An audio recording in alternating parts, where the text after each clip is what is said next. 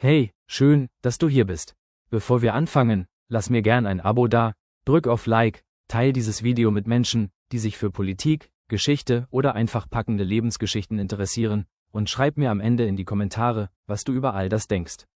Heute erzähle ich dir die Geschichte von Charlie Kirk, einem Mann, der aus den Vororten von Chicago kam, der eine konservative Jugendbewegung gründete, der den Glauben immer stärker in den Mittelpunkt stellte, und der am 10. September 2025 in Utah erschossen wurde. Es ist eine Geschichte voller Höhen und Tiefen, voller Schlagzeilen, voller Debatten, und es ist eine menschliche Geschichte über einen Sohn, einen Ehemann, einen Vater. Also, lass uns anfangen. Charlie wurde 1993 in den Vororten von Chicago geboren. Seine Eltern gaben ihm einen typischen Mittelklasse-Start ins Leben. Sein Vater war Architekt, jemand, der Strukturen schuf und Dinge auf festen Grund stellte. Seine Mutter arbeitete im psychosozialen Bereich, hatte also viel mit Menschen zu tun, mit ihren Sorgen und ihrer Seele. Man könnte sagen, von ihm hatte er die Struktur, von ihr den Drang zur Auseinandersetzung mit Menschen. Charlie wuchs in einer Umgebung auf, die solide, aber nicht spektakulär war. Keine reiche Elite, kein Drama der Armut, sondern dieses breite, normale amerikanische Vorstadtleben, wo Baseballfelder und Highschool-Flure prägen, wo Nachbarschaftsfeste stattfinden und wo es gleichzeitig auch schon ordentlich politisch zugehen kann, wenn es um Steuern, Schulen oder Religion geht. Schon früh fiel auf, dass Charlie ein Junge war, der gern redete. Er konnte Menschen überzeugen, er konnte argumentieren, und er hatte Spaß daran, Gegenwind auszuhalten. In seiner Jugend war er bei den Pfadfindern aktiv, als Eagle Scout lernte er das klassische Paket an amerikanischen Tugenden: Pflichtbewusstsein, Gemeinschaft, Leistung, Gottvertrauen. Gleichzeitig zeigte er in der Schule, dass er nicht einfach in der Reihe mitlaufen würde. Er störte sich an Dingen, die andere hinnahmen, und er entdeckte: Wenn man laut wird, hört man dich. Und wenn man klug argumentiert, folgen dir andere. Schon als Teenager schrieb er Kolumnen, mischte sich in Debatten ein, und er begann, konservative Medien zu konsumieren.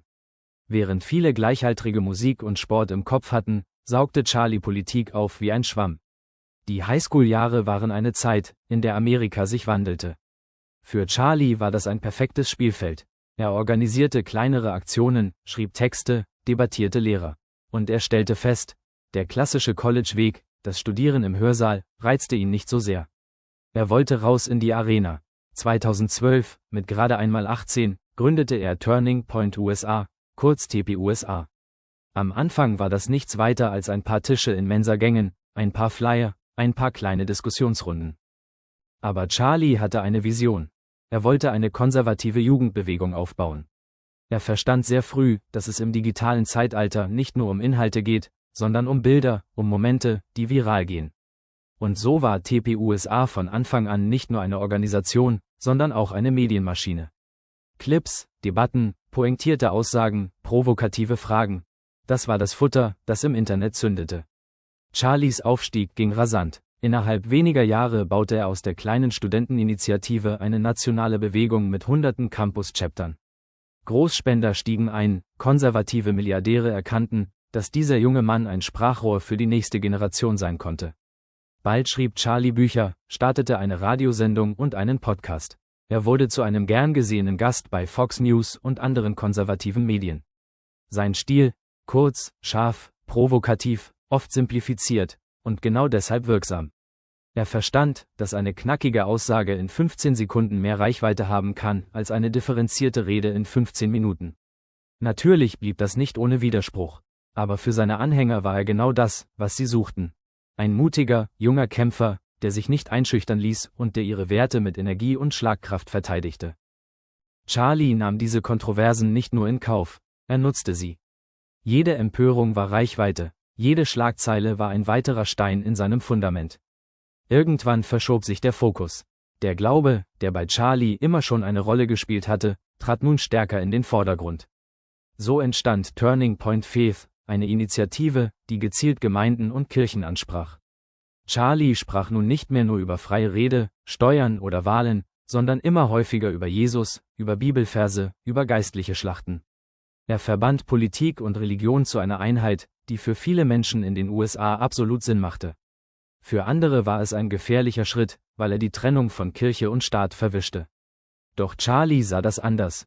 Für ihn gehörten Patriotismus und Christentum zusammen. Diese Verschiebung war nicht nur persönliche Überzeugung, sondern auch strategischer Instinkt. Er wusste, dass man in den USA keine konservative Massenbewegung ohne Kirchenbasis aufbauen kann. Parallel zu dieser Entwicklung verlief auch sein privates Leben.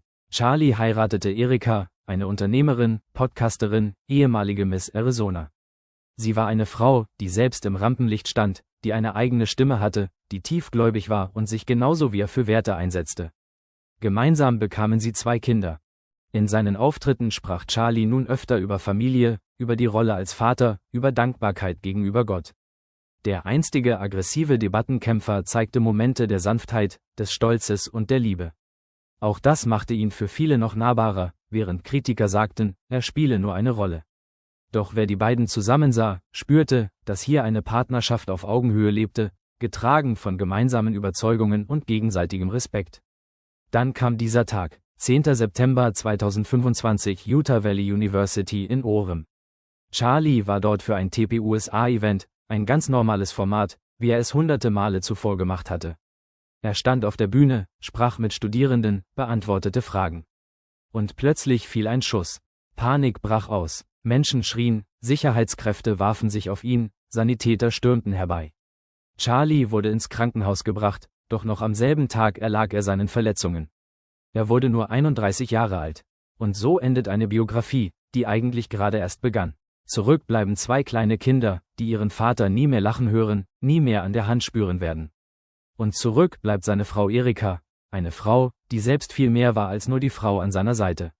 Für seine Anhänger war dieser Verlust mehr als politisch. Es war menschlich, es war familiär. Das Bild des jungen Vaters, der morgens noch seine Kinder küsste und abends nicht zurückkehrte, schnitt tief ins Herz. Und es stellte die Frage, wie viel ist es wert, für eine Bewegung, für ein Mikrofon, für eine Überzeugung alles zu geben, wenn am Ende Frau und Kinder weinen müssen? Das Land reagierte schockiert, für seine Anhänger war es ein brutaler Verlust, für seine Gegner ein Moment des Innehaltens, doch auch sie spürten, dass hier etwas Einschneidendes passiert war. Politiker schickten Beileidsbekundungen, doch was bleibt von Charlie Kirk? Für seine Anhänger bleibt er ein Symbol, ein Held. Der junge Mann, der sich traute, laut zu sein, als viele andere schwiegen. Für seine Kritiker bleibt er eine Warnung, wie vereinfachte Botschaften und aggressive Rhetorik eine Gesellschaft spalten können.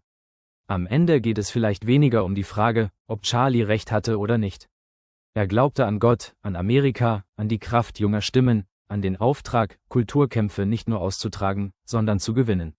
Aber klar ist, Charlie Kirk hat Spuren hinterlassen, tiefe Spuren, und sein Tod wird die Debatte über die Zukunft Amerikas nicht beenden, sondern weiter anheizen. Und während die Trauer noch frisch ist, melden die Ermittler erste Erfolge.